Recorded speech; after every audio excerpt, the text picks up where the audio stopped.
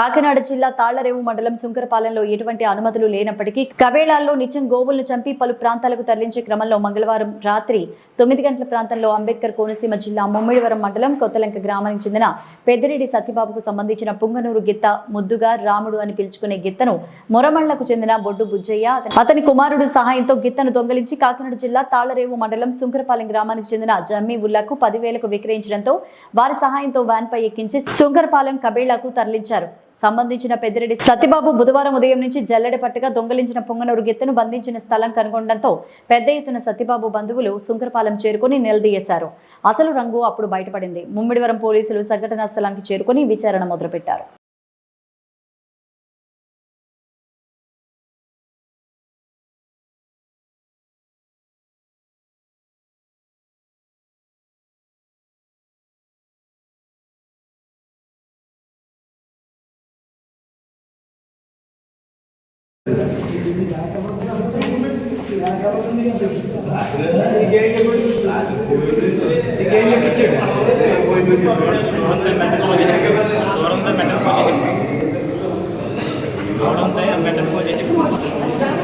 Permission लाया उसका permission మరి ఎలా పోయేస్తున్నావు ఎలా అనుకున్నావు నువ్వు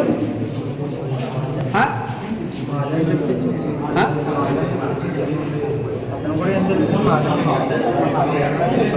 ఎవరికి ఇచ్చాడు బాధని చెప్పించాను సార్ మీరే చెప్పించాం కానీ అది ఏం చేస్తారు తెలుసా నీకు ఏం చేస్తారా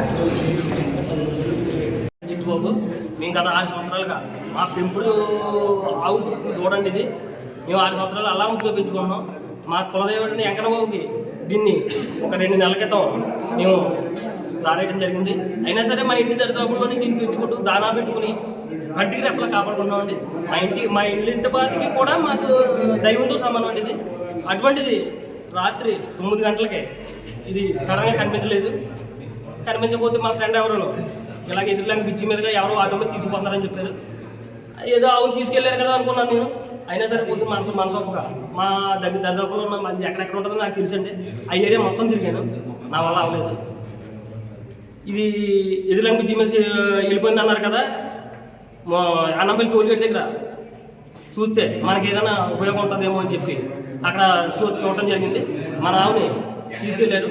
అలాగే మనకు తెలుసున్న ఫ్రెండ్స్ ద్వారా ఎదురులాంటి పోలీస్ స్టేషన్కి కానీ మనకి కోరం పోలీస్ స్టేషన్ చెప్పడం కూడా జరిగింది.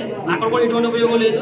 ఈ 2 చోట్ల కూడా దొరకలేదనే మేము ఉదయాన్నే 11 మిత్రులతోటి పలానా చోట ఇలాగా మనకి పాపులపాలెం సరౌండ్లో ఉన్నటువంటి ఇక్కడ మసీదు ఆవరణలో ఇలాంటి దుర్మార్గాలు జరుగుతున్నాయి, అక్కడే ఉంటున్నాయి అని చెప్పి నాకు ఫ్రెండ్ ఒకటి చెప్పాడండి. మా కుటుంబ సమేతంగా వచ్చాము ఇక్కడ. అయినా సరే మాకు ఎటువంటి ఉపయోగం దొరకలేదండి. కానీ ఏంటంటే ఇవాళ మా ఆవుని కళ్ళతో చూసుకున్నాం, మాకు అదే చాలండి. ఇటువంటి దుర్మార్గం మళ్ళీ జరగకుండా వీళ్ళకి మాత్రం సరైన ట్రీట్మెంట్ ఏదో ఇప్పించాలి బాబు. ఏమైంది ఎలా ఎత్తుకోరు వీళ్ళకి ఇది మాకు తెలియదు సార్, మాకు నిజంగా తెలియదు. ఇలా చెప్తున్నారు కదండి, దొరికిందంటే మేము పట్టుకెళ్ళిపోతాం, ఈయన ఎవరో కొనుక్కుంటారంట, ఈయన కొనుక్కుంటారంట, ఈయన అమ్ముతారంట. మరి ఏ విధంగా మరి మా ఆవరణలో 35-40 సార్లు ఈ మధ్యలో మిస్ అయిపోయినాయండి. ఆవులు మిస్ అయిపోయినాం.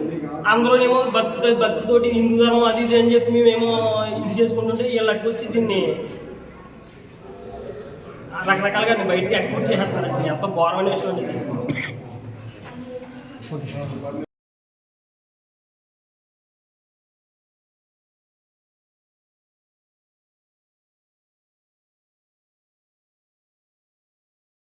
మరి యానం దగ్గరలో ఉన్నటువంటి కాపులపాలెం దగ్గర ఉన్నటువంటి అక్రమ కబేళా కొనసాగుతోంది. ఎందుకంటే దాన్ని ప్రోత్సహించేటువంటి దొంగలు గ్రామానికి తిరిగి రాత్రిపూట మరి రైతులు ఎంతో ప్రేమగా చూసుకునేటువంటి గోవులన్నీ కూడా దొంగలిస్తున్నటువంటి తరుణం.